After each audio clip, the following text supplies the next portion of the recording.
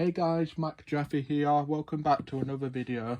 So today is a double unboxing, so we're going to do a Detective Conan model kit and a Doraemon model kit. So let's get started with the Conan one. So let me just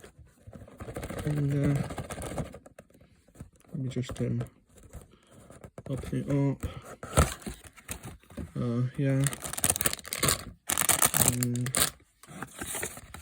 here is the instructions. So yeah, let's get building. Okay guys, here's Conan Edogawa right here. He looks really good for a figure. There's no articulation of him whatsoever, so yeah, really nice. Now we're going to do the Doraemon, so let's get building.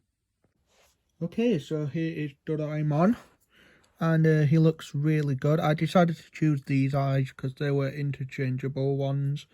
So, very nice, lightweighted. I really like it. The front's good, the back's good, and even a little articulation at the head. So, yeah. And in comparison, here he is next to Conan Edogawa. So, yeah, really nice. So, yeah, guys, thanks for watching and peace.